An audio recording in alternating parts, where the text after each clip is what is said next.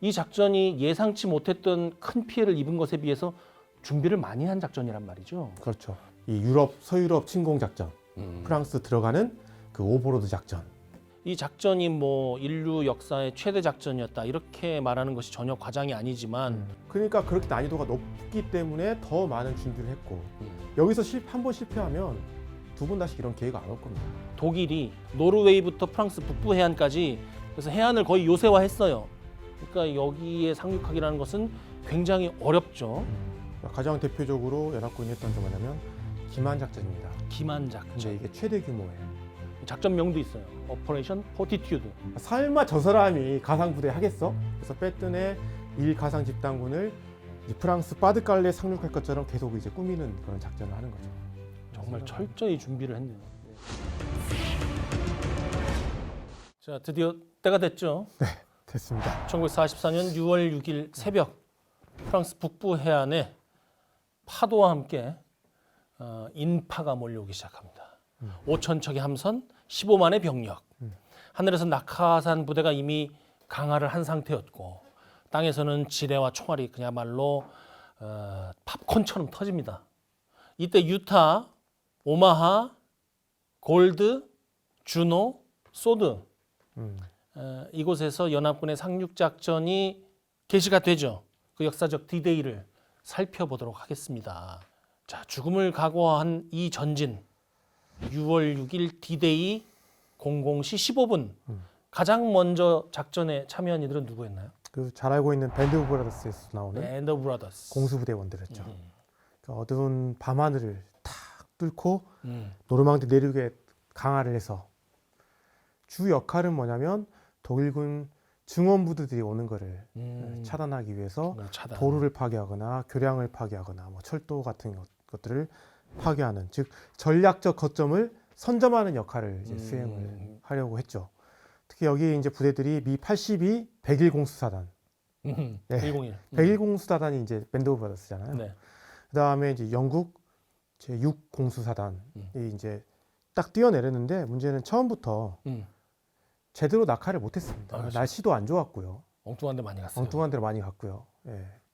게다가 밑에서는 또 독일군 공격이 엄청 또 있었죠. 그러면서 엉뚱한 데서 많이 떨어져서 낙하 지점이 분산되는 바람에 되게 혼란을 많이 겪습니다. 근데 그럼에도 불구하고 그들이 또 임무를 완수했다는 건 정말 대단한 그렇죠. 부분인 거고, 또 하나 이제 의외의 결과를 낳게 되는데 이들이 또 그 지점에 딱 안 떨어지고 막 분산되고 흩어지는 바람에 독일군 입장에서는 도대체 연합군이 어디를 공격하는 것인가? 뭐지 이거? 네, 약간 혼란을 느끼게 됩니다. 그럴 수 있어요. 네, 그런 효과를 주게 됐죠. 네. 그 저 상황과 비슷하다고 할지는 모르겠는데 제가 소대장 때 수색 중대에 있었는데. 진짜요? 네. 지금의 몸매로는 상상이 안 되는데. 그러니까 그 당시에는 아주 날랐어요. 소문 많이 들었습니다. 적지 중심 작전을 이제 모사한 훈련에 들어가서 네. 산의 그 7부 능선으로만 이제 한 3km를 이동한 다음에 은신을 했는데 이 산이 아닌 개별 상황이 도출이 된 거예요. 잘못 간 거예요, 지금. 그렇죠. 네. 그때 이제 지도를 이렇게 딱 펴고 제 마음속은 허옇게 돼 있죠, 머릿속이 지금. 아무거 큰일 났다. 그때 고개를 딱 들었는데 우리 소대원들이 다 다른 거 내 눈만 쳐다보고 있더라고요. 그렇죠. 그러니까 그 위기 상황에 놓일 때 그 부하들이 그 리더에게 주는 그 압박감이라는 게 진짜 안 겪어보면 장난 아니죠. 네. 그렇죠. 네. 그런데 실제 전쟁터에서 실제 적지중심 작전을 하고 있는, 더군다나 그냥 훈련이 아니라 실전인데. 네. 인류의 운명이 네. 걸려 있는데 엉뚱한 데 떨어진 저 공수사단과 저들의 심정이 어땠을지 저는 생각도 하기 싫어요. 네. 그래도 일단 딱 떨어졌을 때 산 사람들은 살았다라는 안도감 일단 컸을 것 같고, 그렇죠. 처음에는. 예, 두 번째는 주변에 내 동료가 없는지 찾았을 것 같고, 그래서 만나면 다시 힘을 얻게 됐고, 내가 원래 받은 목표가 그거니까 최대한 거기까지 가보자, 이렇게 하면서 뭔가 꾸역꾸역 달성을 했던 것 같습니다. 그렇죠. 이렇게 그냥 가는 거죠. 예, 네. 예. 뭔가 대단한 영웅심이라든지 그런 거 아니죠. 예. 뭐 영화에 나오는 천재적인 리더가 있다기보다는 네. 평소에 훈련한 대로 그렇죠. 이렇게 가는 것이었겠죠. 네. 여기에 관련된 문서가 또 있잖아요. 노르망디 상륙작전 당일의 이야기를 엿볼 수 있는 극비 문서입니다.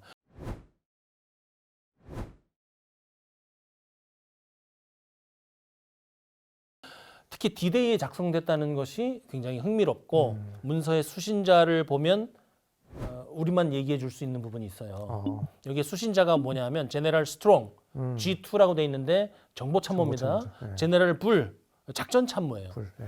영국 육군의 케네스 스트롱 소장, 미 육군의 해럴드 불 중장입니다. 연합군 최고사령부의 그렇죠. 참모들이죠. 투쓰리 네. 뭐 핵심 참모들이죠. 네. 이 두 사람의 공통점이 또 있어요. 음. 독일을 잘한다.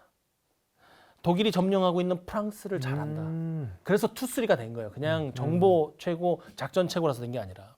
이 스트롱 장군은 1900년생인데 1차 대전 때 라인란트 점령에 참가했던 베테랑이고 독일 주둔 영국군에서 복무하면서 독일어가 굉장히 능통했어요. 독일어에 능통하다는 것은 독일군의 그 사고 구조, 그걸 알고 있다. 그들의 그 작전 개념을 알고 있다는 거죠. 또 불 중장은 1차 세계대전 때 프랑스에서 복무했어요. 네. 그래서 프랑스의 어떤 지형, 프랑스의 작전적인 환경을 알고 있기 때문에 작전 계획을 작성하는데 굉장히 주도적인 역할을 이 둘이 할 수 있었던 것인데 이들이 언급된 전문이 1944년 6월 6일 오전 8시에 발송이 됩니다. 상륙작전 하고 나서 한 네, 2시간, 그렇죠. 1시간 반 이후에 발송이 된 거예요. 제일 바쁠 때 그렇죠. 네. 뭐가 이렇게 급하길래. 근데 내용이 이래요. 현재 시각은 오전 08시 상륙 병력이 실제로 해변에 도달했는지 장애물을 어느 정도 극복했는지 아직 정확한 보고가 없다. 모르겠다. 그렇지. 보고 어떻게 해. 그 바빠 죽겠는데. 근데 이거 너무 어떻게 보면 무서운 보고잖아요. 아, 왜 정확한 정보가 없는데 보고를 했을까요? 그리고 왜 8시였을까요? 이것이 좀 궁금합니다. 여기에 대해서 한번 제가 한번 봤어요. 이것은 군에서 오랫동안 근무를 해봤거나 아니면 군의 내부 규정을 알아야 낼 수 있는 답이에요. 우리 군에는 일반적으로 정기 보고라는 것이 있죠. 시간 정해진- 단위로 해야 되는 그렇죠. 거죠. 시간 간격으로 그 시간이 되면 해야 됩니다. 네. 그래서 오전 8시는 이러한 정기 보고 시간 중 하나였을 가능성이 높죠. 또 한 가지는 상륙 작전의 H아워.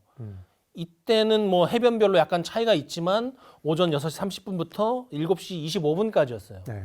이 H아워로부터 어떠한 일정한 제대의 상급 부대나 아니면 그 예하 부대는 무선 침묵을 유지하라고 지시가 내려가요. 그러니까 작전을 실제로 가장 바쁘게 하고 있는 그 부대에 무선 혼란을 주지 않기 위해서 너네는 좀 입 다물고 있으라는 거죠. 막 작전하고 있는데 전화 무선 해가지고 마 니네 지금 어디 있노? 이러면 밑에는 죽어나는 거예요. 이것을 이제 주파수 대 내에 한정된 전파 자원을 절약한다 이러한 원리가 있는 것인데 네. 뭐 별로 내용은 없지만 보고를 했을 가능성이 높다. 그리고 또 하나는 이제 수시 보고라는 게 있잖아요. 그렇죠. 특이 사항이 있을 때 네, 하는 보고인데, 그렇죠. 그러니까 무석 침묵이 있었기 때문에 수시 보고일 확률은 좀 낮을 것 같긴 한데, 음. 또 내용이 뭔가 특이하면은 좀 특별한 보고 있지 않을까라는 좀 그런 기대도 저는 해봅니다. 아, 네, 네. 알겠습니다. 자, 지금 보시는 이것은 유럽 연합군 최고사령관 아이젠하워 장군의 작전 개시 명령입니다. 이것도 아이젠하워 대통령 기록관에서 확보를 한 것이죠. 네네. 자, 이 문서의 내용을 통해서 파악할 수 있는 D-Day의 상황 한번 요약해 주실까요? 결론적으로 이야기하면 특별한 게 없다. 정기 보고일 없다. 확률이 높다. 정기 보고일 확률이 높다. 네, 그러니까 지금 보면은 일단은 제가 느낀 거는 8시는 전반적으로 봤을 때 상황이 괜찮다라는 이야기를 하고 있는 것 같습니다.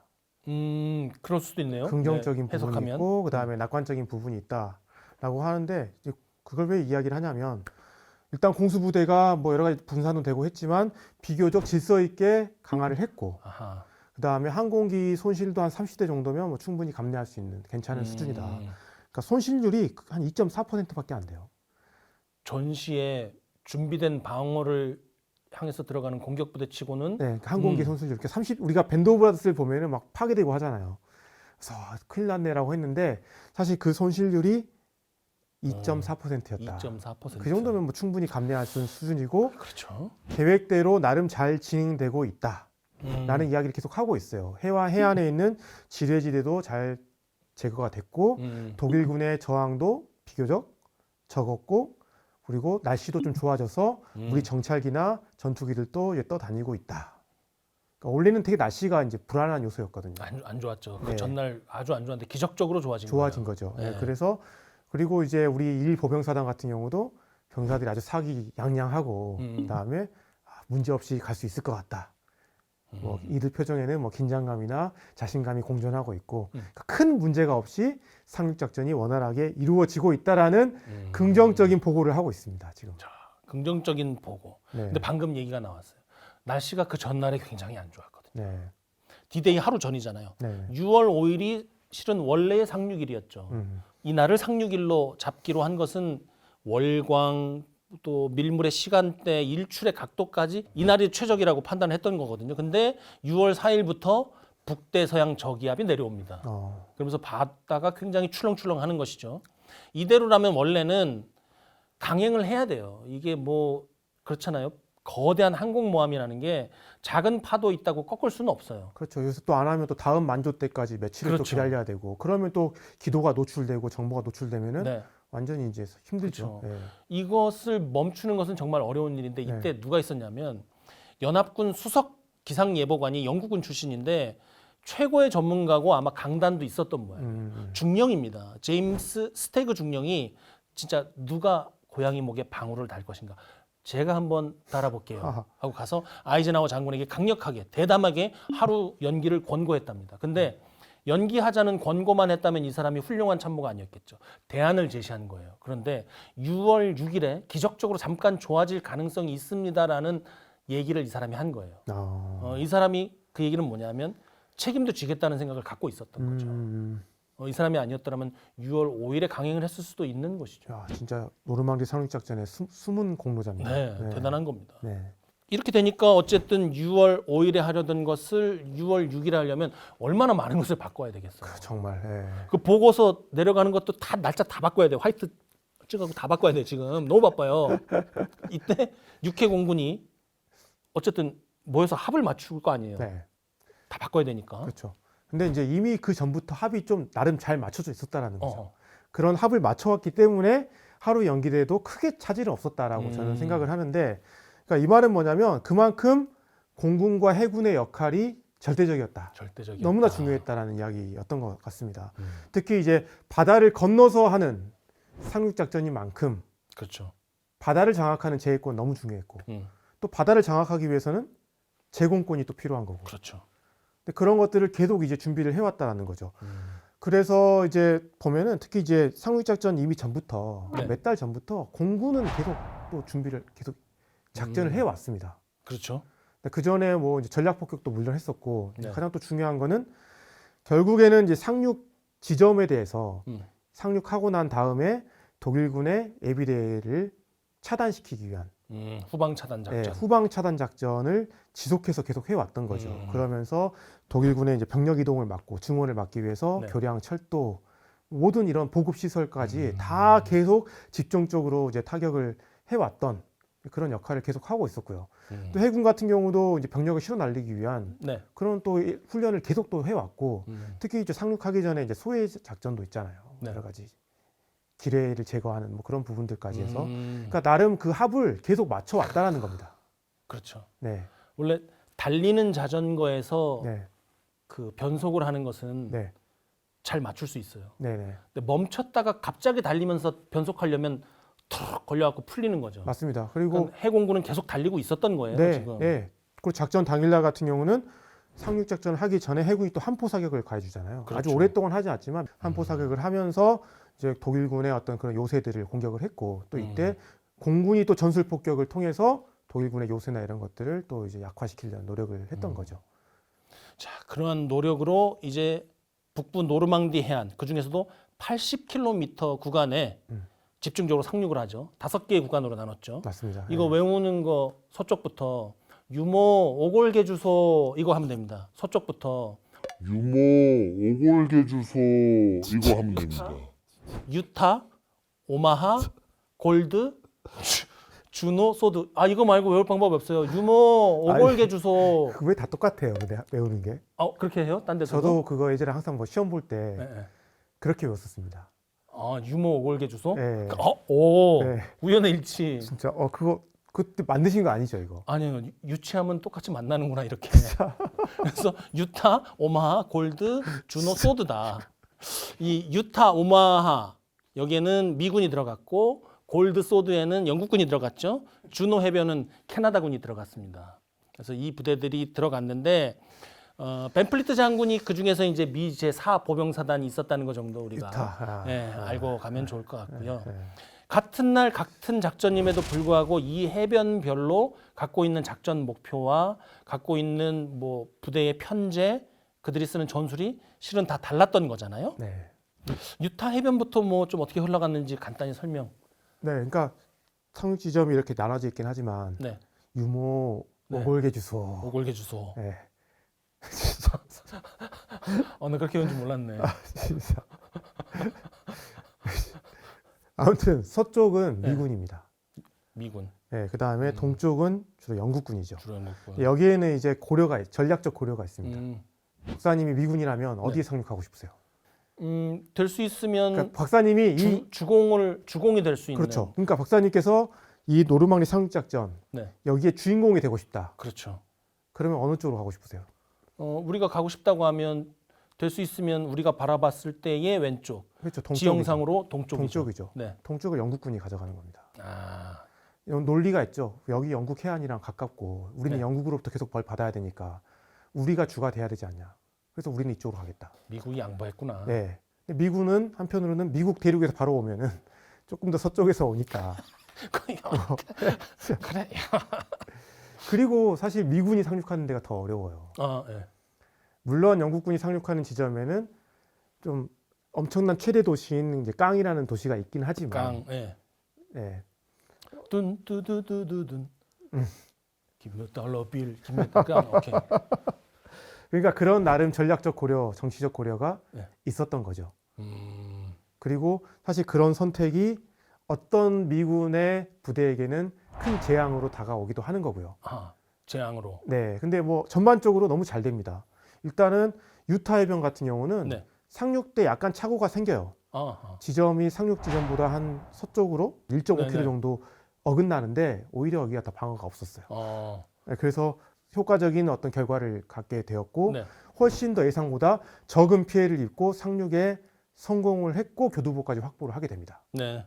그리고 이제 주노 해변 같은 경우는 캐나다군이 들어가요. 캐나다.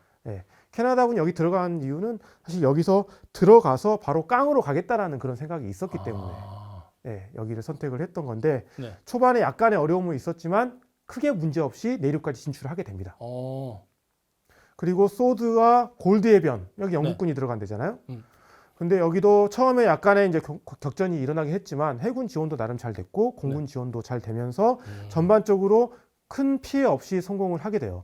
그러니까 이게 연합군이 처음에 들어가기 직전에는 최소 10,000명의 피해를 예상했습니다. 처음부터. 그러니까 이거는 쉽지 않은 작전이 될 거라는 것을 연합군도 우려를 했고 예상을 했었어요. 일개 사단 정도는 날아가겠구나. 네. 그런데 생각보다 너무 다 잘 됩니다.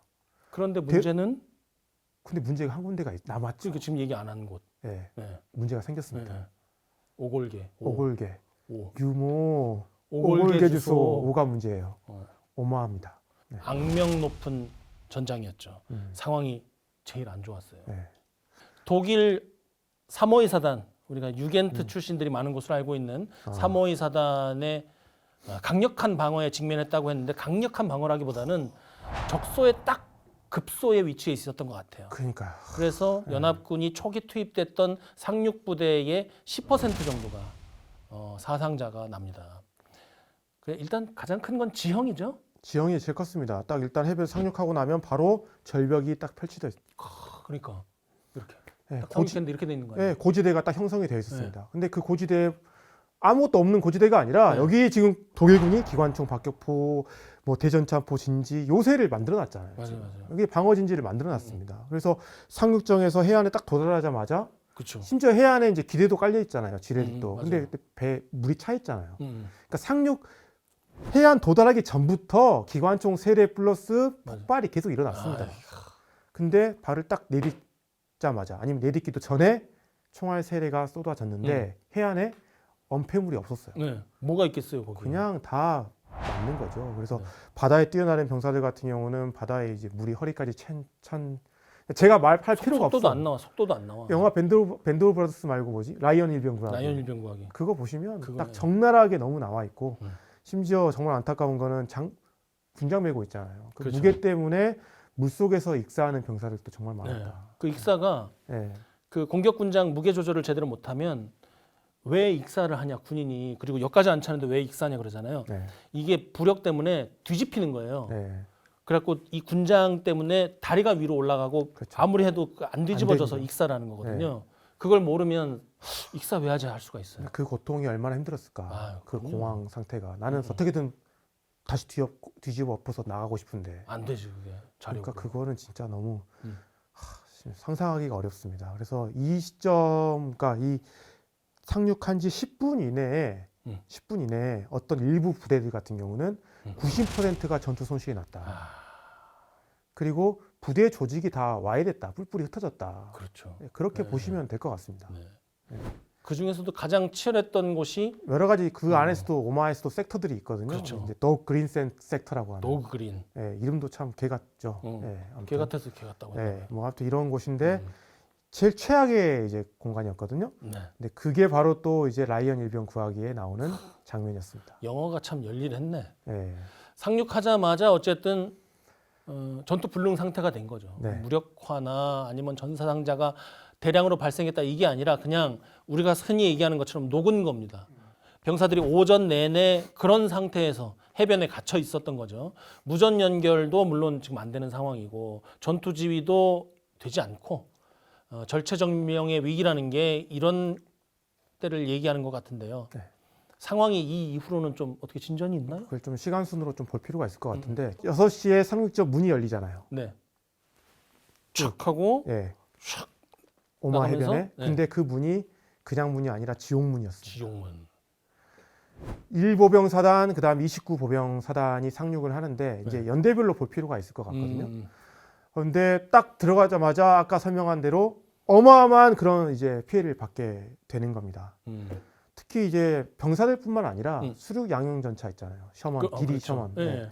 이것도 대부분이 파도에 침몰해서 아주 야심차게 끌고 들어갔는데. 그렇죠. 해변에 딱 들어온 거는 네.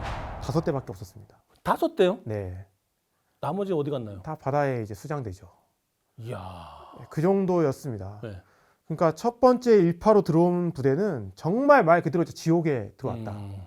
그 다음에 두 번째 상륙한 부대가 한 7시쯤에 들어왔는데 마찬가지로 혼란은 계속됐습니다. 이제 첫 번째 상륙이 딱 실패를 하다 보니까 어떤 생각이 들겠어요? 그냥 막 내려주는 겁니다.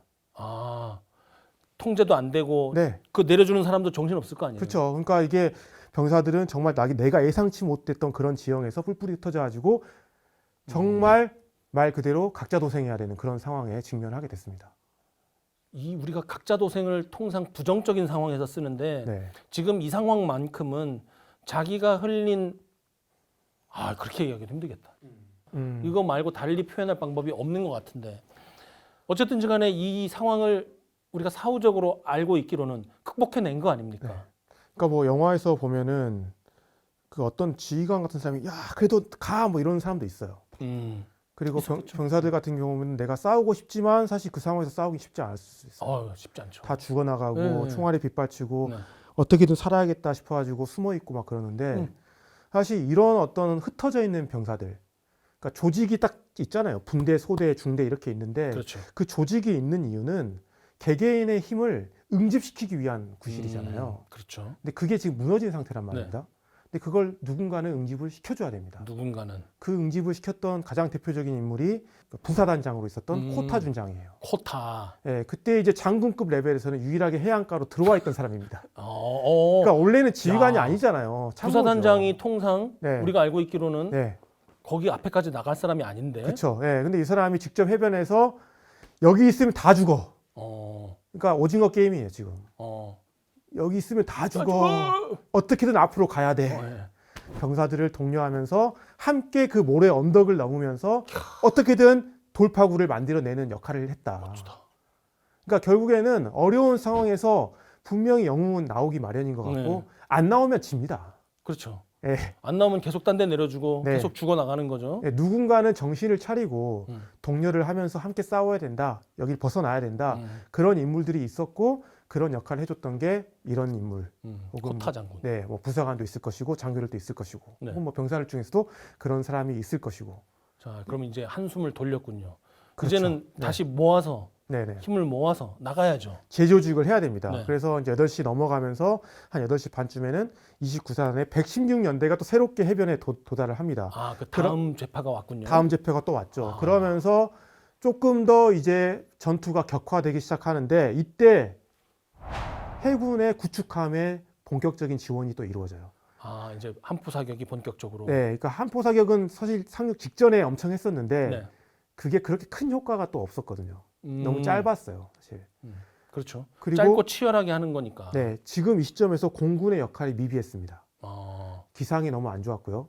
그다음에 공군 같은 경우는 이게 평행에서 이렇게 날아가는 게 아니라 평행에서 날아가면 본인들도 두렵잖아요. 그렇죠. 그다음에 타겟 잡기가 어렵거든요. 네. 그러다 보니까 해안에서부터 수직으로 이렇게 날아가요. 음. 그러다 보면 잘못하면 누구를 폭격할 수 있습니까? 아군. 아군을 폭격하기 때문에 그게 두려워서 더 뒤로 가서 폭격하니까 실제로 독일군이 완강하게 방어하고 있었던 그 절벽지대를 제대로 못 때린 겁니다. 그러니까 독일 연합군은 미군은 실시간 공중 폭격을 믿고 화력의 지원 크게 없이 밀어붙였는데 전혀 그런 것들이 파괴되지 않았고 오히려 당하고 있어서 공중 폭격까지 했는데 효과가 없었다.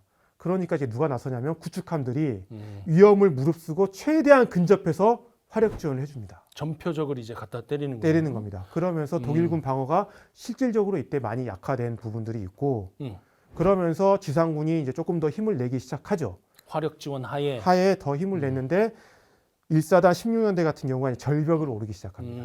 일부 부대는 정면에서 올라가고요. 네. 일부 부대는 우회에서 올라갑니다. 영화 핵소고지가 생각이 나네요. 그렇죠. 절벽을 타고 그냥 올라가서. 네. 또 일부 부대는 싸우는 거죠. 우회에서 이제 돌아가기도 하고요. 그러면서 근접전을 벌이면서 수류탄 던지고 기관총 진지를 하나씩 제거하는.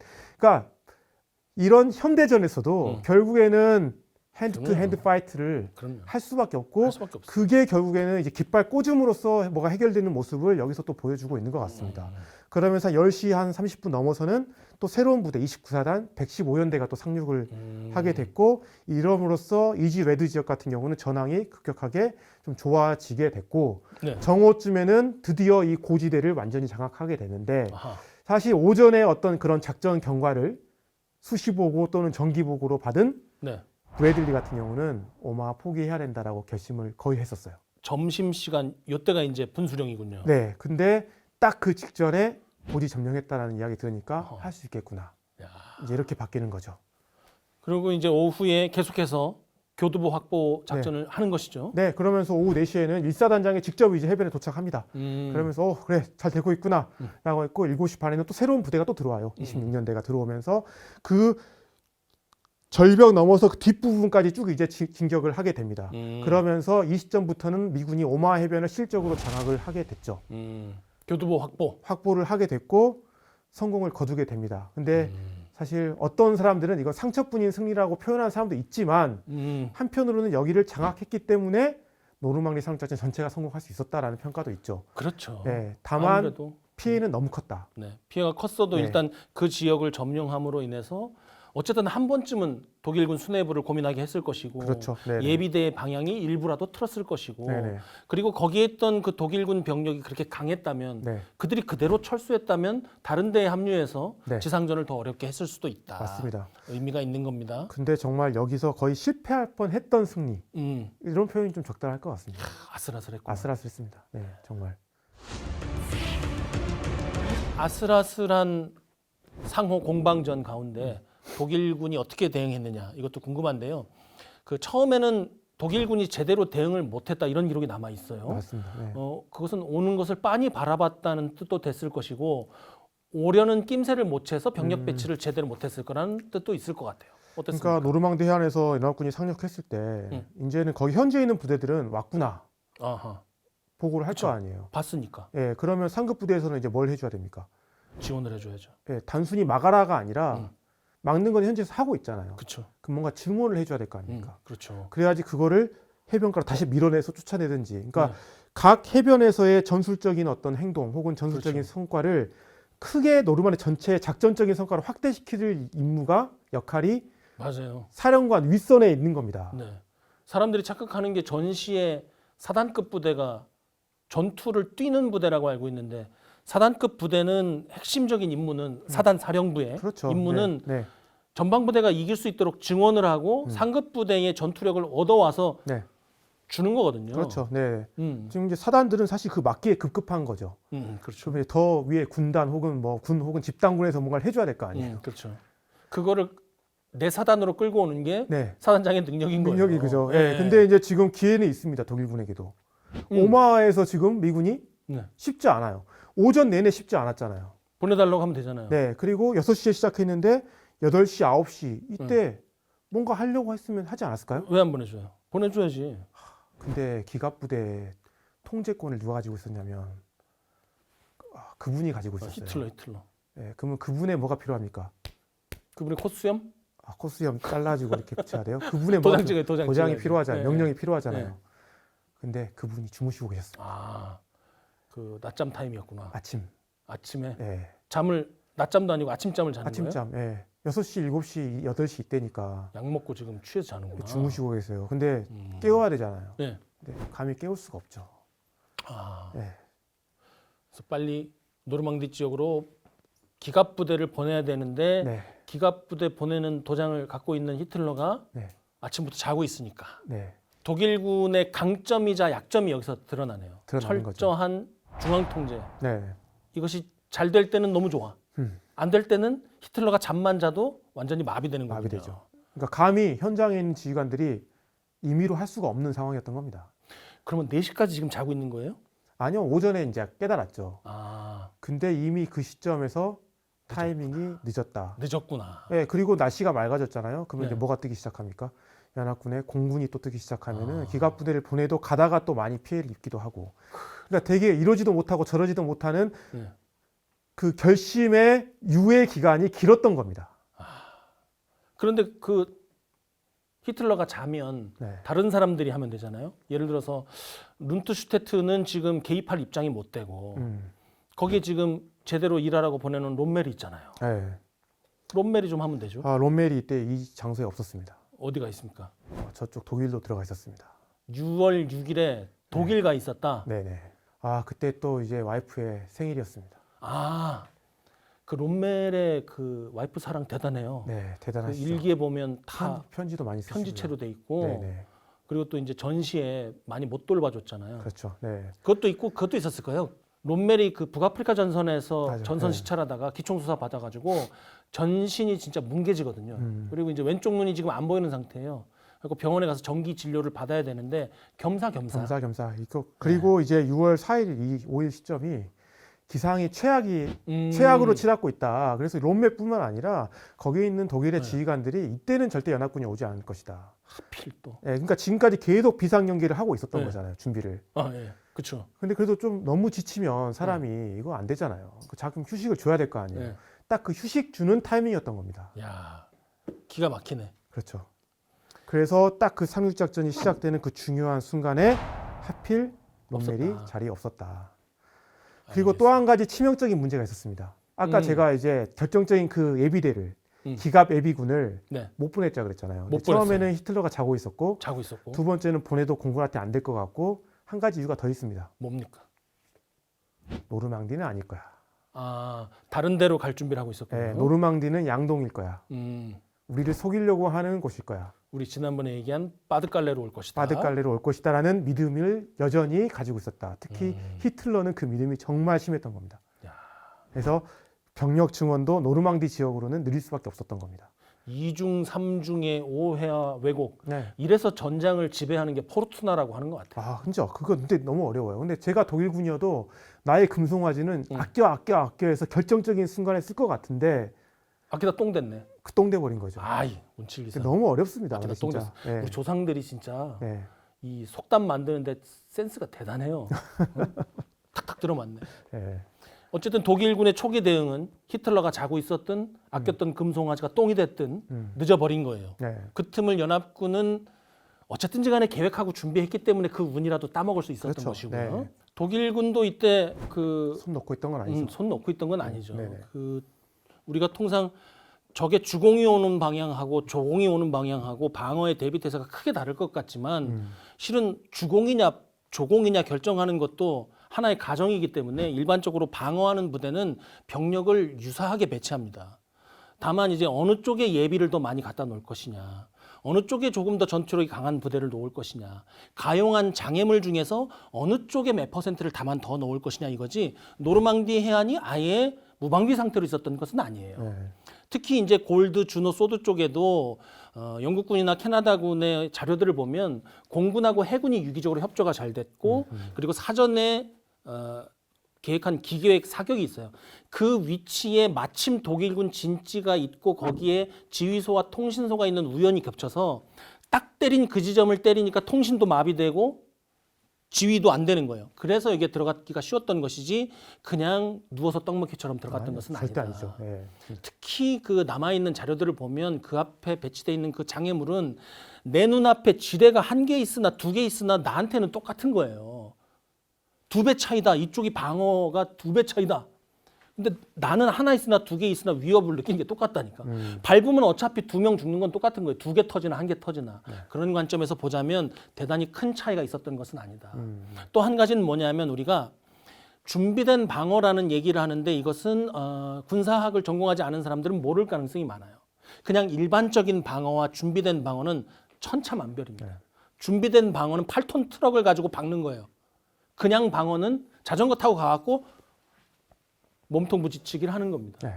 이 준비된 방어라는 것은 통상 장애물, 뭐 지뢰철조망, 그다음에 기관총, 예비계획, 포병 화력도 어디다 쏴주세요 해갖고 쏘는 게 아니라 미리 1-1에 몇시 몇 분에 몇을 쏴주세요 이래갖고 딱딱 전표적으로 떨어지는 거거든요. 네. 이거는 다 돼 있었다.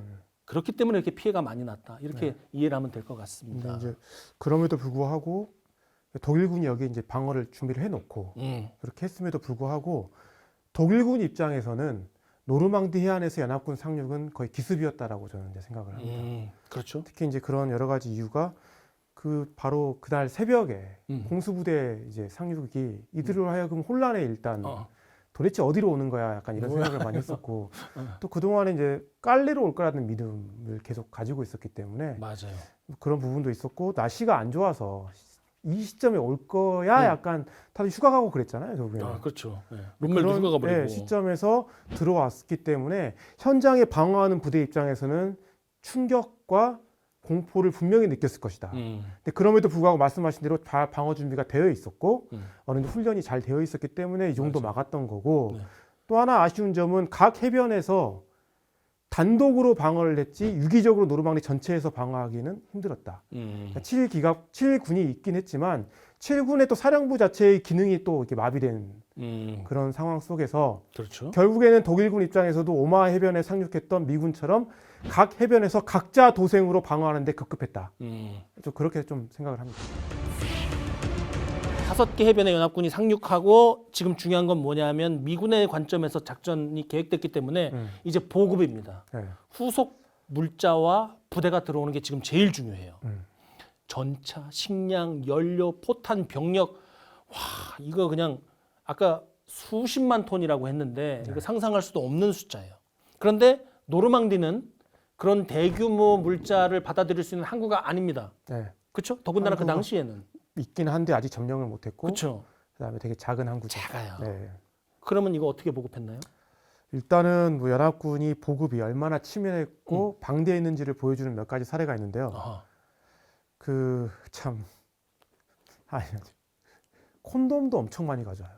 그렇죠. 전장에서 많이 필요합니다. 네, 근데 그런 용도도 아니고, 아하. 뭔데요? 그러니까 그 바다에서 소용기로 물이 들어가면 안 되잖아요. 그래요, 그거요. 그렇게 말씀하시죠? 네. 전 다른 의도로 말씀하시는 거예요. 아니에요. 네. 알겠습니다. 네. 그런 콘돔도 한 수십만 개를 네. 준비할 정도로 치밀했고, 네. 결국에는 뭐 트럭부터 시작해서 뭐 탄약 모든 보급 물자가 다 들어와야 될 거 아니에요. 그렇죠. 근데 그런 항구가 없다 보니까 그럼요. 임기응변으로 인조 부두를 만듭니다. 인조부두, 네, 그게 이제 조립식 항구라는 건데 멀베리 항구. 네, 멀베리 항구입니다. 그러니까 이거는 콘크리트 구조물, 뭐 철제 도크, 부유식 도크 이런 것들 다 이렇게 조립해가지고 방파제처럼 이렇게 딱 만드는 거죠. 미리 네. 만들어서. 그걸 딱 가져와서 네. 설치를 딱 하는 겁니다. 그게 이제 멀베리가 되고 임시 부두 역할을 이제 계속 하는 거죠. 그래서 이 멀베리 항구가 이제 두 개가 설치가 돼요. 그러니까 하나는 오마하 해변에 설치가 됐고 오마. 하나는 이제 골드 해변에 골드. 있었는데 오마하 같은 경우는 나중에 폭풍으로 이제 이게 좀 무너지기도 했지만 골드에 설치했던 멀베리 같은 경우는 계속 이거를 10개월 정도 어떻게 보면 계속 가동을 하면서 정말 중요한 순간에 그 어마어마한 연합군의 무자가 들어오는데 결정적인 역할을 하게 그렇죠. 됩니다. 네, 이거 없었으면 안 되는 거예요. 안 됩니다. 네. 그리고 우리가 이렇게 임시 항구라고 얘기는 하지만 진짜 거대한 구조물이 들어옵니다. 네. 거기에 그 규모와 실제 장면에 대해서는 이 영상, 사진이나 네, 영상만 네. 봐도 엄청나죠. 네. 스타워즈에 나오는 그 거대 우주선이 옮기는 것 같은 그런 장대한 구조물이었는데 네. 여기에 대해서는 나중에 시간 되면 좀 더 자세한 재원을 설명을 했으면 좋겠고요. 네. 네. 노르망디 상륙 작전은 어떻게 보면 지금 실시간대에 여러 가지 시행착오가 있었던 것 같아요. 불운도 있었고 또 그 불운 속에 행운도 있었고요. 네네. 특히 상륙 직후 상황을 보면 계획하고 준비대로 이루어졌다기보다는 현장 지휘관의 빠른 의사결정, 그렇죠. 그리고 과감한 지시, 장병 개개인이 갖고 있는 전술 전기 능력, 네. 죽음을 각오한 분투, 이것이 작전을 이 바다로부터 한 단계 한 단계 절벽으로 교두보로 나가게 한 것 같습니다. 자, 그렇다면 이게 이 질문이 하나 있어요. 우리가 그렇잖아요. 정교한 작전 계획, 중앙 통제하려는 중앙 그 지휘부의 집념, 이게 오히려 현대전에서는 불필요한 것 아닐까요? 그렇다는 이야기를 많이 하잖아요. 특히 요즘에 임무형주의 이런 거 강조를 그렇죠. 하면서 네네. 이야기를 많이 하는데 참 어떻게 대답을 해야 될지. 이 분권화된 시대, 네. AI가 얘기가 나오고 로봇이 알아서 움직이는 이 시대에도 여전히 그 고전적으로 지휘관과 참모가 모여서 대화를 주고받고 수기로 작전 계획을 만들고 그것을 워드로 치고 파워포인트로 띄우는 이 과정이 지금도 여전히 중요한가? 너무나 그거에 집착하면 안 될 것 같은데 그럼에도 불구하고 저는 계획은 필요하다라고 생각합니다. 계획은 필요하다. 예, 그리고 그 제대로 된 계획이 필요한데요. 그러니까 그렇게 하나하나를 너무 세세하게 규정하는 그런 계획보다는 제대로 된 계획은 결국 내 목표를 달성할 수 있는 현실적인 계획인 겁니다. 목표를 달성할 수 있는 현실적인 계획. 네. 그렇죠. 그래서 목표가 제일 중요할 것 같아요. 그 목표는 모든 사람들이 다 공유를 해야 되고요. 그래서 그 계획이 있어야지 사실 계획이 제대로 흘러가지 않을 때 뭔가의 어떤 임기응변이나 유연성을 그렇죠. 발휘할 수 있다라고 또 생각을 하고요. 그렇지. 그러니까 그런 계획이 있기 때문에 사실 어느 행동, 그러니까 임기응변적인 행동을 해도 계획 비슷하게 또 가는 면이 분명히 있는 것 같습니다. 아, 그렇죠.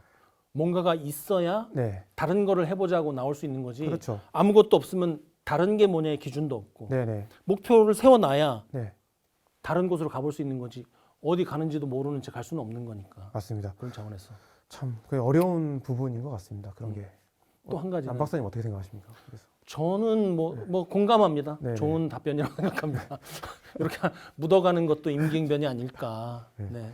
아주 근데 좋은 대답입니다. 네, 아닙니다. 그래서 오마를 딱 놓고 보면은 네. 좀 흥미로운 부분은 상륙 작전 이 앞까지를 정말 치밀하게 계획했어요. 맞아요. 네. 정말 치밀하게 계획했는데 그 전제 조건이 뭐냐면 상륙하고 나서 독일군의 어떤 방어 진지를 뚫는 거는 수월할 것이다. 아, 가정과 전제. 네. 낙관적인 가정과 전제. 네, 거기에는 이제 공중 전력의 우세, 네. 폭격이 동반되기 때문에 네. 충분히 우리 지상군이 뚫고 갈 수 있다라는 거고 네. 어떻게 뚫을 것인가에 대한 구체적인 계획이 없었습니다. 맞아요. 그래서 사실 어떻게 보면 오마하에서 고전했던 거는 거기에 대한 계획 자체가 없어서 고전한 걸 수도 있어요. 물론 그런 것 그거를 같아요. 어떻게 보면 임기응변과 우연과 그 의지, 나는 목표를 알기 때문에 어떻게든 뚫고 간다는 의지가 결합돼서 그 위기를 헤쳐나간 결과가 있었기 때문에 가능했던 거지. 그 당시 거기서는 계획도 별로 없었다.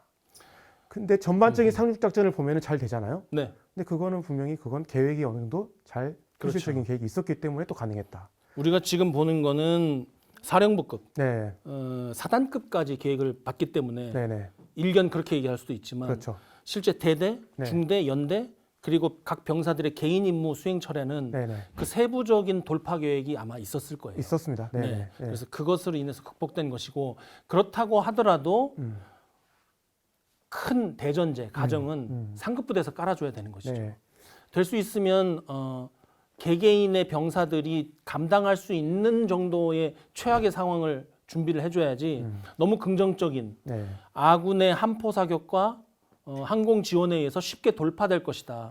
조기에 철수할 것이다. 이런 가정과 전제를 아니죠. 깔아줘서는 안 되는데 우리가 이거는 다른 시간에 좀 더 추정해 봤으면 좋겠지만 상급 부대로서 그렇게 하지 않을 수 없는 나름대로 사정이 있었을 거예요. 그게 이제 미국과 영국군의 교리를 결합하는 과정에서 음, 좀 그런 절충안이 나오는 과정에서 조금 그렇죠. 무시된 그런 것도 부분이 있을 수 있었던 있고. 것 같고 네네. 결국 제가 계획을 좀 강조하는 이유는 계획을 하면은 거기에 대한 준비를 많이 한다. 준비를 많이 한다. 네.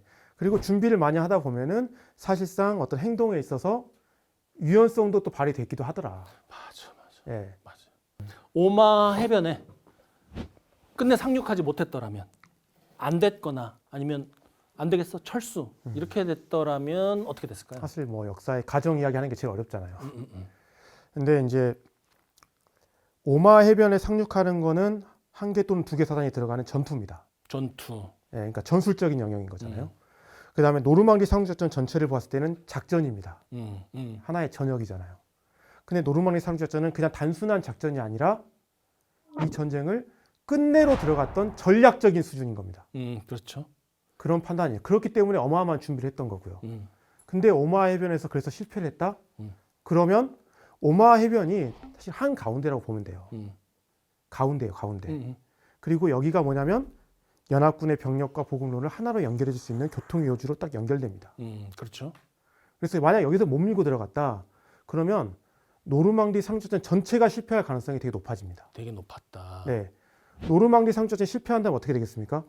전략적으로 크게 흔들리겠죠. 네, 전쟁을 끝낼 수 있는 방법이 순식간에 사라지게 되는 겁니다. 야, 스탈린 동무밖에 믿을 게 없네 그러면. 네, 어떻게 보면 개인 한 명이 고지를 딱 점령해서 아, 그렇지. 그렇지. 그 고지 점령이 오마 해변에서의 미군 승리로 기여됐고 노르망디의 승리로 기여를 하고 이 전쟁의 승리 전체를 또 기여를 했다. 연쇄 효과로서. 그러게 본다면 개인 한 명의 행동을 결코 우리가 간과하거나 무시할 수 없게 되는 거죠. 그게 제가 좋아하는 그 한 사람론입니다. 그 한 사람이 모든 것의 시작이고 그 한 사람이 또 어떤 경우에는 모든 것의 끝이고 네. 한 사람 한 사람이 그만큼 중요하다. 네. 그래서 저는 오마가 실패했다면 2차 대전의 미국이나 영국군의 전쟁 수행 자체가 흔들릴 수 있었다. 그렇게 판단합니다. 알겠습니다. 실제로 인정할 뻔했고요. 음. 네, 큰일 났다 이러면서. 큰일 났다. 네. 자, 새벽, 바다와 하늘, 땅 모든 것이 포함되어 있네요. 노르망디 상륙작전 그날의 이야기 풀어봤습니다. 우리는 다음 시간에 상륙작전 이후에 내륙 진출, 유럽 해방, 파리 진격까지 이어졌던 극적인 과정을 풀어보겠습니다. 다음 시간 계속 이어지니까 놓치지 마시기 바랍니다. 오늘 수고하셨습니다. 고생했습니다. 또 뵙겠습니다. 네. 자, 그럼 히틀러는 기록에 의하면 오후 2시까지도 네. 아니야 이건 아니야 그러고 있었다고 그러잖아요. 히틀러는 왜 그런 거예요? 결국엔 나의 금송아지를 결정적인 순간에 쓰고 싶다는 그 욕망인 거죠. 그러니까 결국엔 히틀러가 제일 원했던 건 뭐냐면 여기서 다 몰아내겠다라는 거잖아요. 네. 결정적으로 뭔가를 하겠다. 근데 그 가지고 있는 수단과 방법이 뭐밖에 없는 겁니까? 기갑 그거? 예, 그건 너무 소중한 거잖아요. 아하. 그러면 그거를 내가 믿는 곳으로 쓰고 싶은 거죠. 예, 근데 너무나 그 믿음이 확고했던 거예요. 깔리로 올 거라는 믿음이. 히틀러는 또 그것도 있었던 것 같아요. 네. 히틀러가 가지고 있던 그 신념들이 형성된 것은 1차 세계대전기에 주로 형성이 됐을 것 아니겠어요? 네. 자기 자신의 어떻게 보면 가장 화려했던 시기 중에 하나, 영웅 소리를 주변으로부터 들었잖아요. 그 당시에는 기동방어라든가 작전적 유연성에 대한 개념이 없었어요. 네. 그리고 또 본인의 입지상 병사가 그것을 알 수 있는 위치에 있지도 않았고. 그러나 시대가 흘러서 2차 세계대전이 됐을 때 기동방어라든지 현장에서의 즉각 판단에 의한 작전적 유연성이라든지 이런 것에 대한 판단을 할 수 있는 총사령관이 별도로 자신의 역할을 해야 되는데 히틀러가 그것을 쥐고 있으니까 1차 세계대전 방식으로 기갑부대를 운용하려고 했던 것 같다. 그런 의심도 듭니다. 2차 대전 초반에 뭐 그런 빛나는 승리도 있긴 했지만 그런 교훈들은 본인이 이미 잊은 지 오래겠죠. 그렇죠. 그건 또 히틀러 말 안 들어서 그렇게 된 거잖아요. 그렇죠. 부대리안이 몰라요. 나는 갈래요. 그래갖고 쫙 들어가고. 네. 그리고 깔레는 폴티튜드 작전을 하고 있잖아요. 기만 작전을. 예. 그것도 명칭이 뭡니까? 그냥 여기는 지금 온 거는 보면은 영국군, 미군 합쳐도 하나의 군이잖아요. 지금. 그렇죠. 근데 거기는 집단군이 지금 온다고 지금 막 하고 있잖아요. 패튼이 막 왔다 갔다 하고. 패튼이 온대요. 음. 믿지 않겠습니까? 그쪽으로 오겠다. 그렇죠. 패튼 히틀러도 의식을 하고 있었을 거예요. 네. 자꾸 히틀러 저 죽인다고 그러는데 네. 이거는 네. 제가 질문할까요? 직감적으로 그냥 네. 진짜 아니요. 저 그 방금 여쭤보려고 했는데 넘기셔버려가지고 네. 패튼과 브래들리로 네. 브래들리 서로 인물을 바꿨더라면 둘이요? 제가 뭐? 답변을 해버려가지고 둘이 안 바꿨을 것 같은데요. 둘이 아까 그것도 아까 질문도 네. 여기 해안가 중에 어디 들어가고 싶었을 거냐고 물어보셨잖아요. 네. 난 솔직히 대답은 안 들어가고 싶다. 상륙 안 하고 싶다. 사실 안 하고 싶지. 네. 이때 비집단군 사령관이 로멜이 아니라 말터 모델이었다면 궁합이 맞죠. 비집단군 발터. 균형이 더 이상 이야기할 필요가 없습니다. 맞는 거야 그렇게. 네.